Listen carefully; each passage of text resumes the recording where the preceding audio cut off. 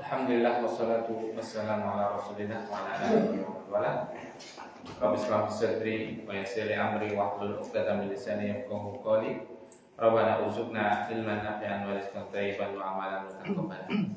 Kaum muslimin rahimani wa rahimakumullah. Alhamdulillah pada malam hari ini atas berkat rahmat Allah yang Maha Kuasa kita masih bisa berkumpul melanjutkan membaca sebuah buku yang sangat bagus yang ditulis oleh Al-Imam Yahya ibn Syaraf An-Nawawi rahimahullah ta'ala.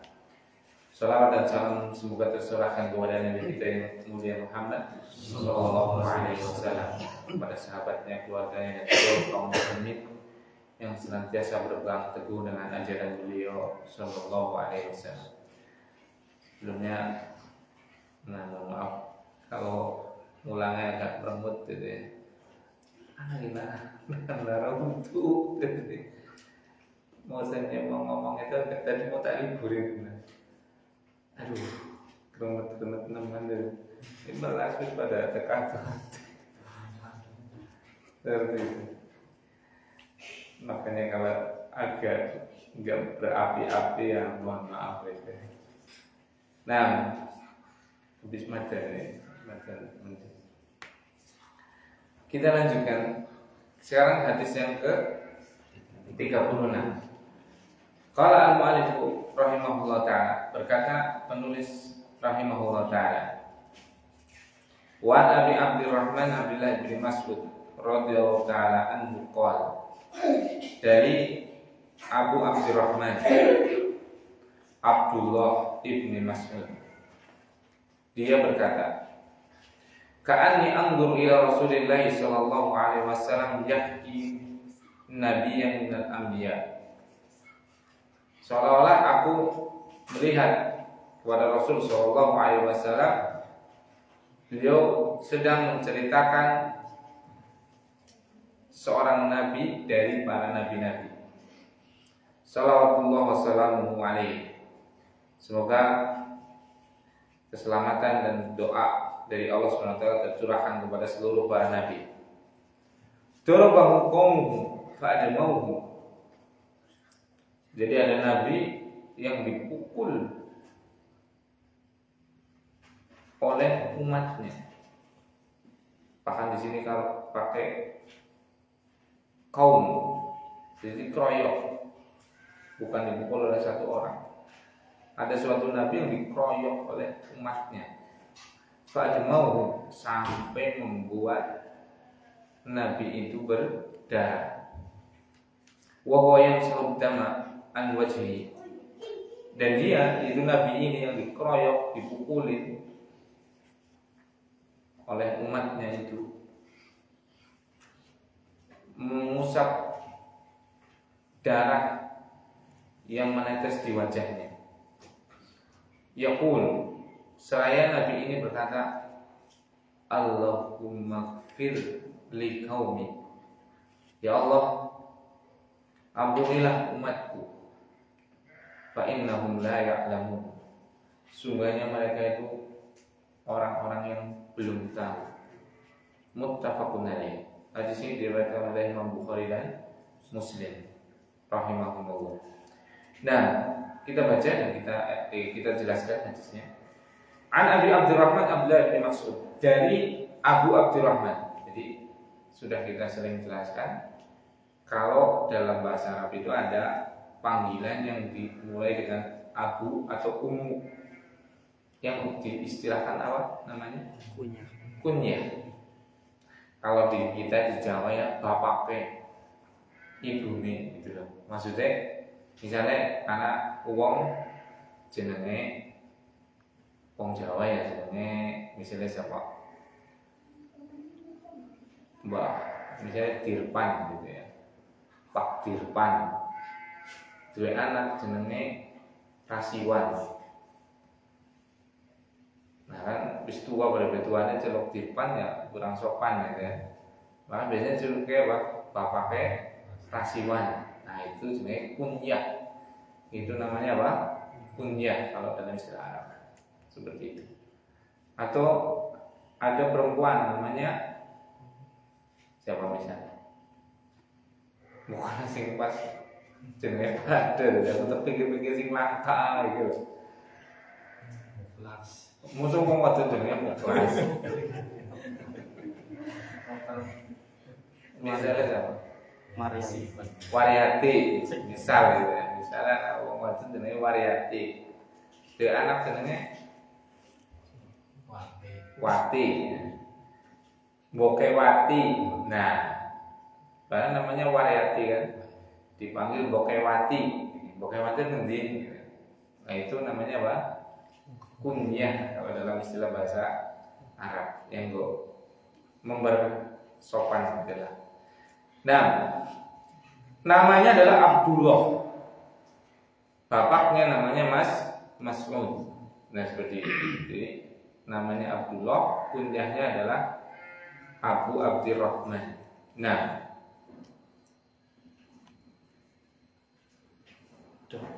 tolong diizinin dikit agak tinggi. Pas di tengah. Pas di tengah. Kanan juga. Nah, itu. Nah, jadi namanya adalah Abdurrahman, namanya adalah Abdullah.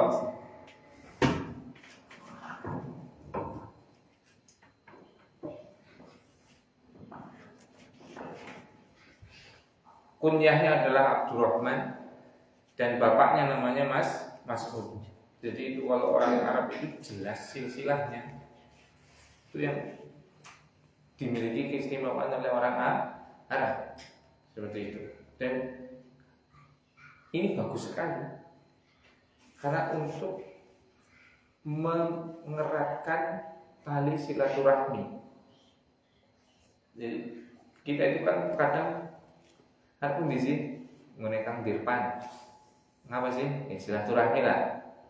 Salah itu sebenarnya. Bukan salah sih, kurang tepat. Kalau silaturahmi itu artinya hubungan yang ada sebab rahim. Berarti sing ngisi sedulur anak getih, mambu getih itu namanya silaturahmi. Kalau yang enggak ada hubungan silaturahmi namanya ziarah, berkunjung. Itu namanya. Kamu di sini mereka di depan apa sih? Ziarah, berkunjung. Nah seperti itu. Namanya ziaratul kubur. Itu artinya kita mengunjungi kuburan. Seperti itu. Nah, jadi seperti itu. Kalau silaturahmi yang mungkin salah belum ke terlalu muntasyir, terlalu tersebar. Istilah kadang-kadang harus salah dibenerna angel. Kayak istilah hati. Kolbun itu bukan hati itu. Kolbun itu jantung, pusat kehidupan, inti kebaikan pada diri seseorang dan kehidupan itu adalah jantung. Ala wahyal kolbu, kata Rasulullah SAW. Ketahuilah segumpal darah itu adalah kolbu. Diartikan kita apa? Hati. Iya kan? Artikan ke yang benar itu malah jadi wagu. Makanya yayasan ini namanya bukan lentera jantung. Harusnya itu lentera jantung. Harusnya itu, tapi kan tidak berwarna. Yayasan lentera jantung Banyumas lah. Dari rumah sakit. Iya kan? Karena anu salah wis tersebar. Nah itu bener lah jadi akhirnya apa? Wagu gitu kan. Ya, itu biasa kayak gitu, mentranslate, menerjemahkan dari satu bahasa ke bahasa yang lain, tapi kurang ilmu, tapi wis terkadung apa? Tersebar, itu beneran angel. Nah seperti itu. Nah, contoh lain tadi silaturahmi itu harusnya itu istilah Arab. Silatun itu menyambung, ar-rahim itu rahim. Berarti menyambung hubungan yang ada rahimnya, hubungan yang masih ada saudara rahim. Buaring canggah, wareng apa duduk apa gadung sibur gitu. Seperti itu. Kalau sih enggak ada hubungannya, bukan silaturahim namanya adalah ziarah. Tapi iki kamu di sini Kang Dirman ngapa sih ziarah mati ya? Iya kan? Padahal namanya ziarah itu berkunjung. Zara yazuru ziaratan itu namanya berkunjung. Jadi kita harus ziarah kayak seolah-olah di ziaratul kubur. Bapak, ya itu betul juga berkunjung ke kuburan. Itu kan betul juga itu. Ini masalahnya nggak cuma dibatasi dengan kamu di ziarah ke Jakarta. Sekarang kan coba makna ziarah sudah sempit, ya kan? Seolah-olah ziarah itu ke kuburan atau ziarah takziah ke orang yang sudah meninggal. Padahal ziarah itu berkunjung kemana pun ya namanya ziarah. Justru yang silaturahmi itu maknanya khusus, yaitu berkunjung untuk mempererat seseorang yang punya hubungan rahim. Nah, ia mau terserah beneran salahnya ya, istilah ikilah, itulah seperti itu. Nah, An Abi Abdurrahman Abdillah ibni Mas'ud, namanya Abdullah bin Mas'ud. Beliau ini adalah termasuk as-sabiqun al-awwalun. Beliau ini termasuk orang yang awal-awal masuk Islam. Dan beliau dari orang yang fakir. Beliau itu tatkala Rasulullah SAW berdakwah, beliau maksudnya menyeru sebagai nabi, ya ayyuhal mudaththir kum fa'andzir, gitu. Sudah diperintahkan untuk menyampaikan risalah. Beliau itu masih kecil waktu itu dan beliau adalah orang miskin. Jadi beliau itu jarang ke kota, nggak terlalu dengar, ya tahu ada orang mengatasnamakan dirinya nabi rasul. Tapi karena beliau ini adalah penggembala domba, itu bukan dombanya dia. Itu adalah dombanya Uqbah ibn Abi Mu'aid. Nah, suatu saat dia pernah bertemu dengan Rasul, dan ini salah satu sebab keislamannya itu begini. Rasulullah SAW dengan Abu Bakar tatkala itu sedang bepergian, nah sampai ke puncak gunung.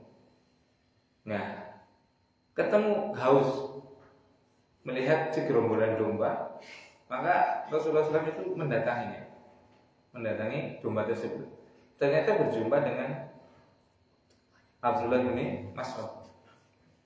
Waktu itu beliau sedang menggembala domba. Maka Rasulullah SAW bertanya, apa ada susu untuk kami minum? Maka Masya Allah, ini Abdullah bin Mas'ud, dan biasanya kayak gitu. Orang yang dapat hidayah Islam misalnya, atau orang dapat hidayah untuk mengenal sunnah, itu biasanya orang yang punya keistimewaan. Salah satunya nih, Abdullah bin Mas'ud itu punya istimewa. Beliau anak kecil, didatangi dua orang dewasa, yaitu Nabi dan Abu Bakar. Otomatis kan harusnya takut, iya kan? Kemudian orang ini tanya tentang ada susu tidak untuk kami minum. Sama sekali nggak punya rasa takut. Sungguhnya aku ini al-mu'taman. Aku ini orang yang dikasih amanah. Amanah untuk apa? Menggembala domba. Maka anak gak akan pernah memberikan susu itu kecuali atas izin yang punya. Masya Allah. Itu. Padahal anak kecil di tengah gurun didatangi oleh dua orang yang lebih besar dari dia, gak takut sedikit pun, dan dia menjaga amanah. Masya Allah. Nah ini, akhirnya dengan sebab itu Allah bukakan hidayah.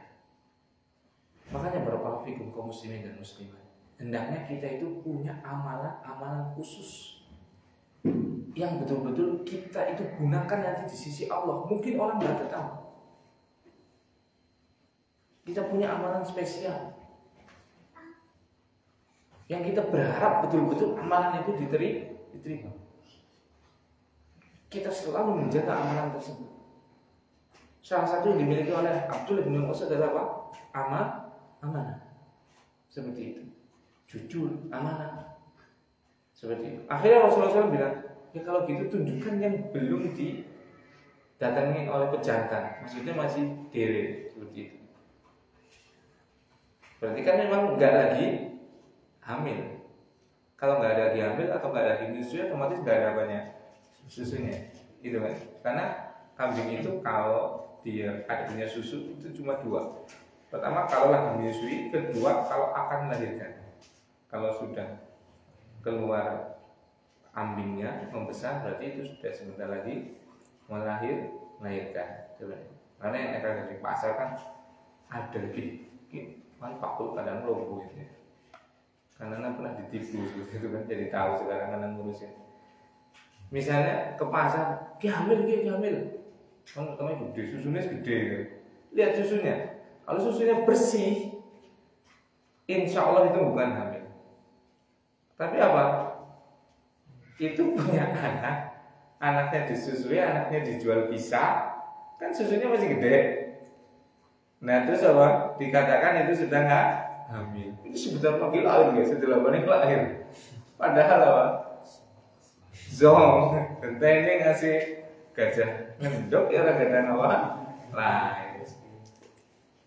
Itu ditandai dengan kalau bersih kan berarti bersih banget kan, karena memang setiap hari disusu kan, putingnya itu kan ada sama anaknya. Padahal anaknya sudah dijual terpisah misalnya. Dia katain apa? Oke, sekali brolek dok nih, sekali lahir dok. Padahal nggak hamil itu. Justru apa? Sudah melahirkan. Anaknya harus dijual terpisah. Ngomong kan kalau bilang lagi hamil kan harganya naik gitu kan. Makanya kalau susunya besar pun itu lihat, kalau susunya bersih, mengkilap seperti itu oleh putingnya itu bisa dipastikan itu sebenarnya apa? Anaknya dibeternak atau didol. Tapi kalau biasa seperti itu, maka nah ini Rasulullah SAW tanya kepada Abdullah bin Mas'ud itu, mana coba ada nggak yang belum dikawinkan seperti itu? Ditunjukkan kepada domba atau kambing yang belum dikawinkan.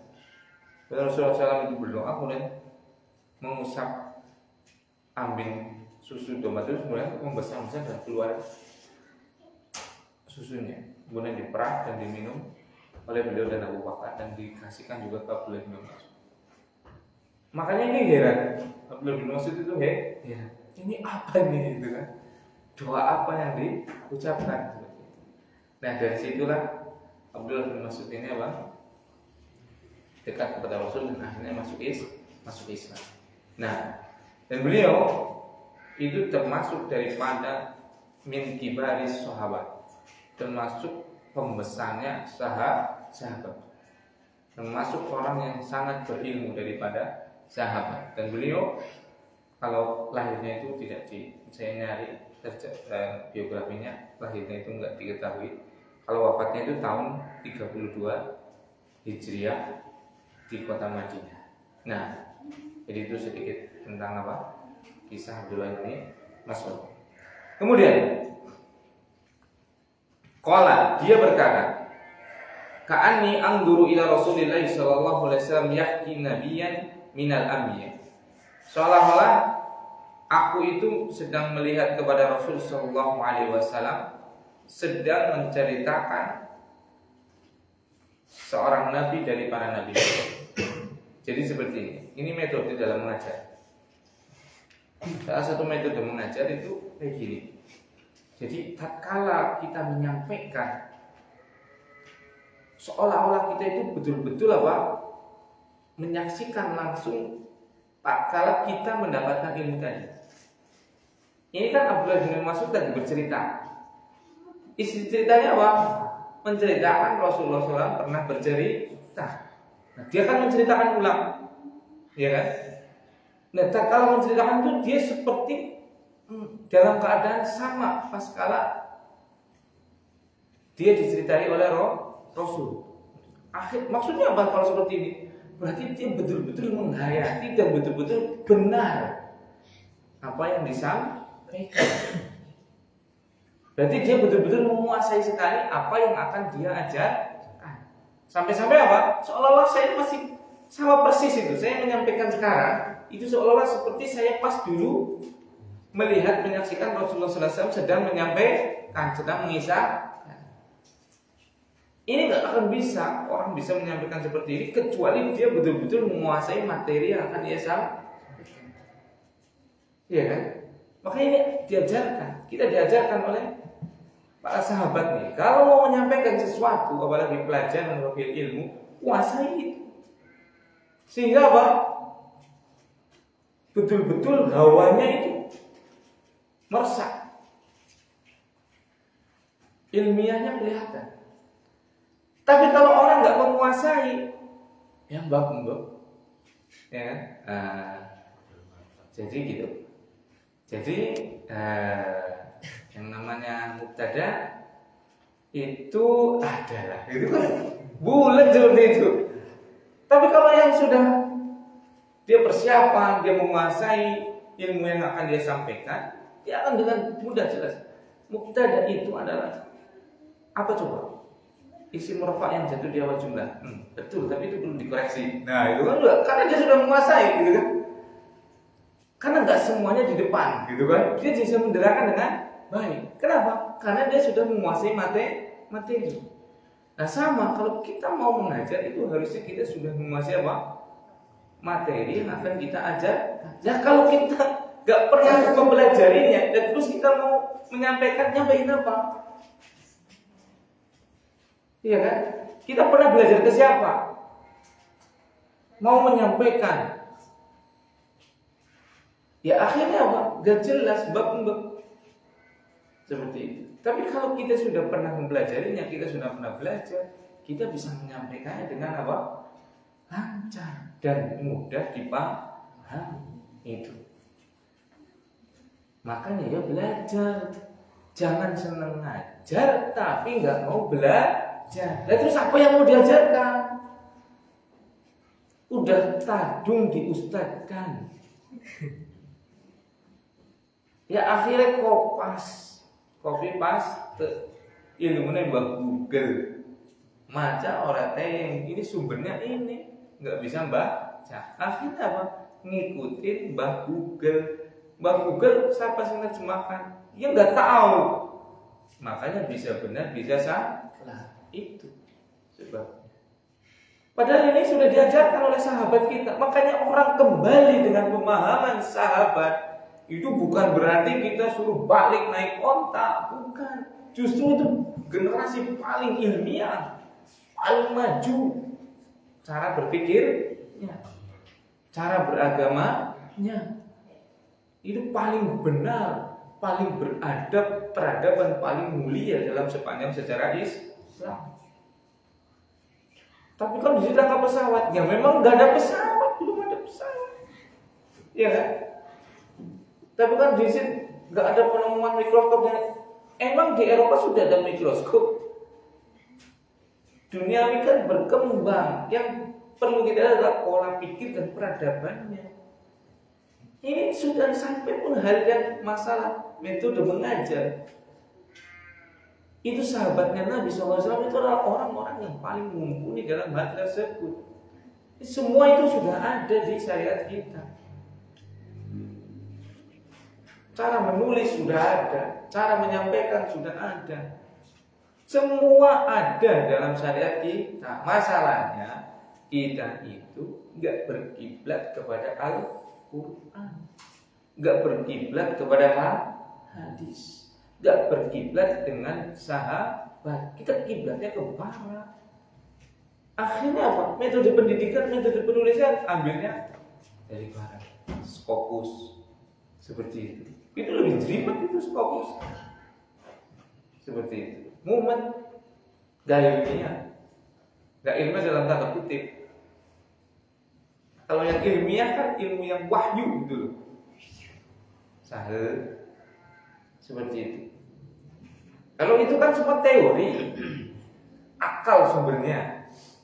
Kalau dikatakan ini sangat ilmiah, ya belum tentu.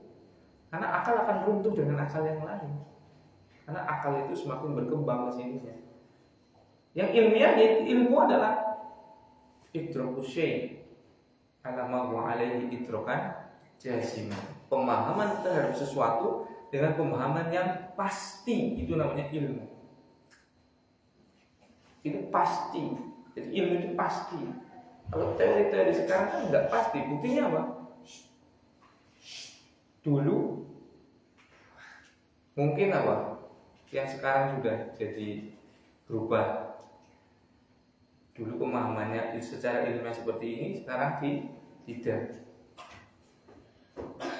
Misalnya dulu bumi itu datar, sekarang berkembang lagi katanya bumi itu bulat, kan seperti itu. Nah, berarti kan teori dulu yang mungkin sepakat bisa jadi diingkari dengan teori sekarang. Tapi kalau yang namanya ilmu itu adalah pemahaman idrokusi alama wa alaihi idrokusi sima. Itu pemahaman yang pasti. Seperti Al-Quran. Al-Quran itu coba sih dari dulu sampai sekarang itu tidak akan pernah berubah. Hadis yang sahih juga seperti itu. Nah, jadi seperti itu. Warqalafikum, semua itu sudah ada sampai pun dalam metode mengajar. Dan sebaik-baik metode mengajar adalah metodenya para sahabat. Sebaik-baik kurikulum adalah kurikulumnya sahabat. Semua sudah ada itu, ada semuanya. Rasulullah SAW mengajar kadang sambil anak-anaknya anak-anak kecil itu diboncengkan. Coba, itu kan metode dalam mengajar kan? Anak kecil klasikal. Ini pusing lah, iya kan? Jemu, bukan dunia mereka. Kau main kebun, main sawah, dalam kinjangnya pira papat jajal itu. Kan asik bagi mereka, iya kan? Ya, emang itu dunia mereka. Dan itu metode Rasul. Dibonceng, habis dibonceng kan senang, bocah cilik dibonceng senang, diajari ilmu. Ya gulam, ini u'allimuka kalimatin. Wahai anak kecil, aku akan ajari kamu beberapa kalimat yang mudah. Ikhfadillah, sahal. Sudah, duduk. Ikhfadillah yahfadka. Jaga Allah, niscaya Allah menjagamu. Itu metodenya Rasul. Akhirnya murid-muridnya itu sahabat jadi. Bukan cuma agamanya yang jadi. Sahabat itu ahli dunia. Iya kan?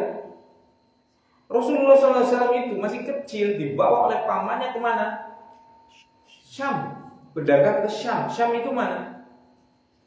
Suriah, Yordan, Palestina, itu Syam.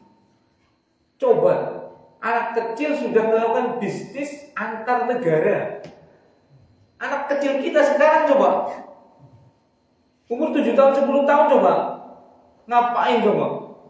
Jangankan 7 tahun, 10 tahun, 20 tahun aja si jaluk kali orang tuanya kok. Iya kan? Berarti ada metode dalam setiap aspek kehidupan di mana di Rasulullah dan para sahabat itu ada. Dan itu masih kecil sudah jualan lintas negara loh. Kita aja yang pengen jenggotan, pengen ekspor apa atau impor apa nggak tahu caranya kok. Iya kan? Rasulullah SAW masih kecil sudah jual beli kemana? Syam, ke Suriah, ke Yordan coba. Itu para sahabat, murid-murid Rasul SAW. Jangan dikira kita kembali ke agama itu berarti kita akan menjadi orang yang masjid baik. Tidak. Din itu untuk kemaslahatan dua dunia, akhirat dan dunia ini. Mengatur semuanya. Agama itu ya kehidupan ini secara keseluruhan itu agama. Jangan agama ya politik. Ya politik Islami ada. Agama yang bermasyarakat. Agama yang mencari penghidupan dengan cara-cara yang disyariatkan, berjualan, berternak, bertani dan yang lain semua sudah ada. Wih, gara-gara ngomong dunia sakit giginya hilang. Semangat kan ngomong dunia sih. Seperti itu. Jadi Masya Allah, kita itu ya Allah ya Rabbi, baliklah maring Al-Quran, balik maring hadis, tapi kudu sabar. Sabar dalam arti apa? Kita bisa mengambil seperti itu kalau kita sudah punya ilmu alat. Kalau kita sudah bisa ilmu alat itu artinya bahasa. Ya. Masalahnya kan apa? Al-Quran itu bahasanya bahasa apa? Hadis itu bahasa apa? Arab. tulisan-tulisan ulama seperti tulisan Imam Nawawi ini pakai bahasa apa? Arab. Kita bisa mengambil, tadi saya bilang ini loh para sahabat dalam majelis seperti ini. Itu karena saya baca. Saya punya sedikit kemampuan untuk membaca bahasa Arab sehingga bisa mengambil faedah. Masalahnya jangankan bahasa Arab. Iqra be urung tamat. Ciri telu gitu Pak. Seperti itu. Makanya ini PR kita bersama gitu. Jadi ketika kita belajar bahasa Arab itu bukan cuma belajar agama, tapi belajar peradaban. Peradaban maju itu yang paling mendukung adalah akidahnya. Di mana akidah suatu agama itu sedang maju, pasti peradaban dia yang maju, itu pasti. Coba aja sih. Fir'aun dulu menguasai Mesir, yang mana akidahnya adalah ausan, penyembah berhala. Karena akidah itu yang lagi menguasai Mesir, dia tidak. Sehingga dunia ngikut, peradabannya ngikut. Jadi peradabannya Mesir. Tatkala Rasulullah SAW menyebarkan Islam dan akidah Islam sudah kuat, maka yang kuat adalah peradaban siapa? Islam. Iya kan? Tatkala Eropa akidah Nasraninya kuat, maka peradaban yang kuat peradaban siapa? Nasrani. Iya kan? Maka itu kembali ke agama adalah pasti sudah itu ngikut sendiri tuh. Namanya peradaban pasti akan mengikuti akidah, keyakinan seseorang. Makanya akidah. Belajar akidah terus kapan kerjanya, kapan majunya. Amerika sebetulnya Mas, dulu waktu kita mempelajari akidah, kaum muslimin mempelajari akidah 2/3 dunia di bawah Khalifah Umar. Iya kan? Seperti itu. Itu ngikutin pasti udah pasti ngikutin. Nah, temuannya. Nah, Rasulullah SAW itu bercerita tentang ada seorang nabi dari para nabi-nabi. Ya, jadi kadang ngajar juga kita perlu dengan cerita. Karena cerita itu menyenangkan. Tapi ya jangan cerita uang apa mana cerita randa gitu ya, seperti itu. Cerita yang baik untuk diambil apa? Pelajaran. Karena di dalam kisah itu ada pelajaran. Pasti akan kita ambil pelajaran. Makanya Allah SWT berfirman dalam surat Yusuf ayat 111, laqad kana fi qasasihim ibratun li ulil albab. Sungguh pada kisah-kisah mereka itu ada ibrah, ada pelajaran li ulil albab, bagi orang-orang yang mau berpikir, bagi orang-orang yang punya pikiran. Jadi nggak apa-apa kita itu memperhatikan apa yang terjadi dari fenomena dunia, apa yang terjadi di masyarakat kita, nggak apa-apa. Untuk apa? Mengambil pelajaran. Kenapa dulu bal-balan sini itu menakutkan banget? Banda Yuda nggak main, wis budi kabel. Main Banda Yuda mesti final, wis jelas seperti itu. Sekarang lawan di Banjarsari, Banda Yuda, las enteng. Kita lihat seperti itu. Ada apa? Nah seperti itu kan. Ambil pelajaran. Dan silakan dilihat seluruh dunia ini kita lihat. Kita ambil pelajaran. Kenapa Turki Utsmani, khalifah kekhilafahan yang sangat besar, otonom, itu luar biasa besarnya, bisa hancur. Ambil pelajaran, ya kan? Kenapa? Misalnya apa? Tariq bin Ziyad bisa menaklukkan Andalusia, Spanyol sekarang. Kenapa coba? Ya kan? Ambil pelajaran. Kenapa Andalusia sekarang sudah bukan lagi negeri Muslim? Kenapa sampai Muslim hancur di sana di Spanyol? Itu Spanyol itu sampai memunculkan, masya Allah, ulama yang sangat banyak. Salah satunya adalah ahli tafsir, yaitu Imam Al-Qurtubi. Qurtubi itu nisbat kepada daerah namanya Cordoba. Antum kan hafal Ivan Cordoba, back dalam kritis seperti itu kan. Qurtubi, Imam Qurtubi itu dari wilayah namanya Cordoba. Dinisbatkan jadi namanya Qurtubi. Qurtubi berarti artinya orang yang dari daerah Cordoba. Mana Cordoba? Spanyol. Itu Spanyol sudah ada imam ahli tafsir. Sekarang Spanyol dari negeri apa coba? Iya kan? Syiar Islam hampir tidak ada. Ya ada sih ada, tapi sudah ya Allah. Iya kan? Kita ambil pelajaran dari situ. Makanya kadang belajar itu ya perlu dengan kisah, selipkan kisah. Mubtada khubar, mubtada isim rofa jatuh dawal jumlah. Fala yaqulu fa'lan wa maf'alan fa huwa fa'ilun. Tapi mumet ya kan. Guru mana PR maning seperti itu kan. Pengumpulna sing melu wazan piye. Wajan ya gitu kan. Seperti itu kan. Pusing, Mas Ruby sampai nyerah kan. Bendera putih sudah itu berkibar bendera putih itu. Ngaji sing membela datang orang melu arek ulu tuh. Seperti itu. Ya kadang itu apa? Di sisi dia apa cerita. Ini Rasulullah SAW metode mengajarnya kadang dengan cerita. Ini nek deleng murid wis mulai sepanan ya diceritain. Oh murid itu sepanan mentang-mentang guru A-nya kemarin SK-nya baru metu. Ajar terus, teori terus ya kan. Ya wis muridnya belum pernah kapok wis paling kok tinggal izin Pak Gula mending di kantin. balik seperti itu. Nah, beliau pernah bercerita ada nabi dari nabi-nabi bahwasanya nabi ini pernah dipukuli oleh kaumnya sampai berdarah-darah. Nah, ini menunjukkan apa? Jadi orang benar jangan mentang-mentang misalnya jenengan sudah benar itu aman. Tidak. Orang baik gak semuanya akan suka. Sebagaimana orang buruk gak semuanya akan benci. Itu pasti sudah sunatullah itu. Orang itu mau apapun keadaan kita pasti ada yang senang sama kita, ada yang netral, bodo amat, ada yang apa? Memusuhi.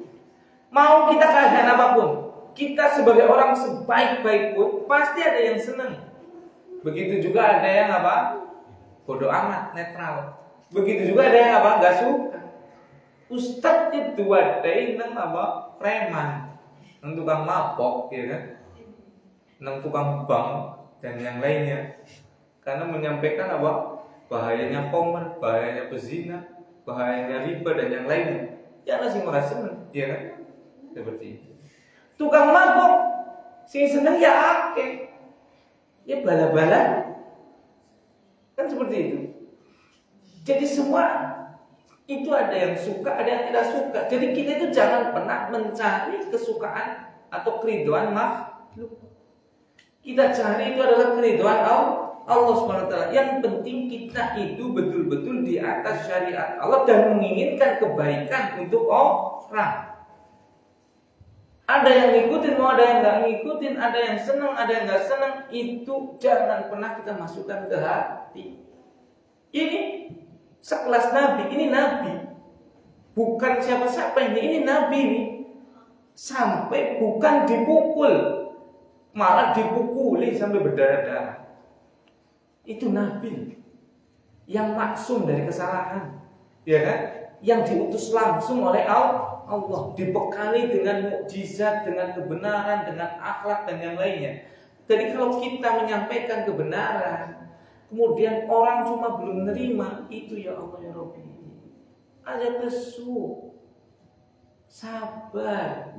Sampai pun kalau dimusuhin, sabar. Kita itu nggak dipukulin, nggak diusir, nggak diapa. Sabar, sampaikan kebenaran.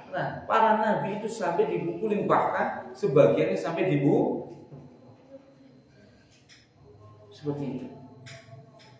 Tapi bagaimana sikap kita? Apakah kita membalas keburukan tersebut? Jangan. Ini nabi ini tatkala dipukulin dikeroyok oleh umatnya karena dia menyampaikan kebenaran, sampai berdarah-darah, bahkan beliau itu mengusap darah dari wajahnya. Dia mengatakan apa? Berdoa apa? Allahumma gfir li qaumi, ya Allah ampunilah umatku ini, fa innahum la ya'lamun, sungguh mereka itu orang yang belum tahu. Masya Allah. Dan kiai, ustaz, ahli ilmu itu harusnya pewaris Nabi. Tatkala disakiti harusnya dia membalas dengan doa yang baik. Aja malah apa? Nantang seperti itu. Harusnya dibalas dengan doa yang baik. Bukankah ada doa yang tidak ditolak oleh Allah? Salah satunya adalah apa? Madlum, doa orang yang terzalimi. Doakan tatkala kita diuji, kita disakiti, kita difitnah, kita diapapun, doakan kebaikan itu. Seperti itu. Seperti siapa? Nabi ini. Masya Allah. Saya punya cerita. Waktu itu saya pernah ke pedalaman Kalimantan Barat, tepatnya di daerah Sayang, Naapino, Kabupaten Melawi. Saya itu sudah dalam banget, nggak ada listrik udah. Kalau yang di tempat saya tinggal itu dulu masih ada listrik, tapi cuma malam. Itu pun pakai diesel. Dieselnya gede banget, itu aduh pengeng banget. Akhirnya saya dipindahkan. Tadinya saya ini tempatnya di belakang diesel itu, nah dipindahkan ke tempatnya pengurus desa. Singkat cerita, saya diajak kan waktu Ramadan ya, untuk misi di daerah pedalaman sekali. Ini udah pedalaman banget, gak ada listrik. Ini lebih pedalaman lagi karena nggak ada akses mobil, pakai motor. Saya ke sana, jauh sekali. Pada asar, bukan sebelum asar, nah, saya sampai sana udah mau maghrib. Itu masuk itu, masya Allah, saya lihat itu. Ini kayak di film-film benar. Jadi sungainya itu ikannya kelihatan, ikan maser. Ikan maser itu kalau di sini ikan apa ya? Yang panjang lonjong. Seperti itu. Ikannya kelihatan ya.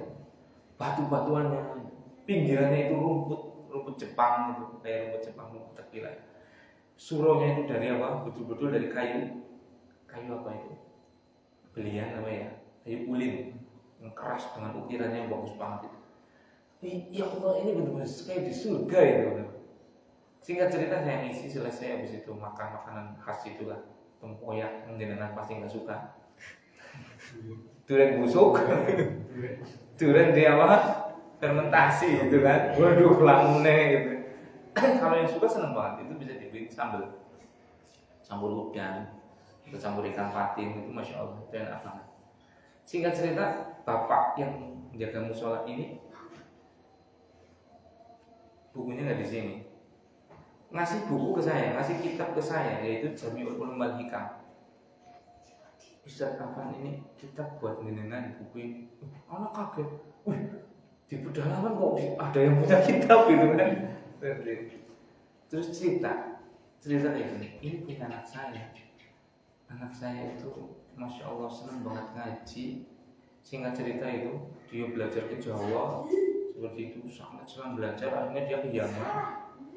Nah pas di Suriah kemarin itu kan ada Suriah itu ya, itu dia ikut jihad ke sana dan Allah menakdirkan meninggal, mati syahid insya Allah di sana di Suriah. Akhirnya buku-bukunya itu kan banyak yang dirubah. Nah salah satunya dikasih ke saya. Terus ada orang petugas KUA kalau nggak salah itu, dia cerita, Ustaz, ini orang dulu itu orang yang nggak ada orang yang di kampung ini yang lebih saya benci dari orang ini, karena dia itu mengajak orang untuk kembali ke sunnah. Ya, pokoknya beramal sesuai dengan contoh Rasul Shallallahu Alaihi Wasallam, sehingga sampai seakannya dia ini kan petugas KUK atau kan punya kedudukan. Saya ludahin itu orang, saya ludahin itu anak itu seperti itu. Pas diludahin dia bilang kayak gini, Pak, insya Allah suatu saat jenengan yang akan menebarkan dakwah sunnah di sini.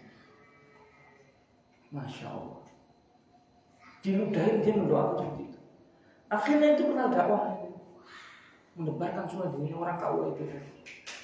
Dia sendiri yang cerita, saya meludahin orang ini dan dia membalas dengan doa seperti itu. Masya Allah. Makanya ajaibnya doa ini. Kalau kita terdolimi, doakan kebaikan, ya kan? Seperti Nabi ini, Rasulullah SAW tak kalah ke Taif, beliau menyeru kepada kebenaran, ya kan? Kemudian dilempari oleh orang Taif sehingga berdarah-darah. Kemudian apa? Datang apa? Malaikat gunung, ya kan? Mau nggak timpakan gunung itu kok warga Taif. Rasulullah SAW mendoakan semoga suatu saat dari keturunan mereka menjadi orang-orang yang mentauhidkan Allah. Masya Allah. Jadi seperti itu. Ini menunjukkan bersihnya hati harusnya. Harus kita bersih. Ini para nabi seperti itu. Dan para ustadz, para kiai harusnya adalah pewaris nabi. Harusnya seperti ini sikapnya. Bukan ditentang malah. Wis gelut apa? Pohon sih, gitu. Mati ya mati, gitu seperti itu. Nggak ada itu nabi itu seperti itu. Seperti itu. Adanya Allahumma fir li qaumi fa innahum la ya'lamun.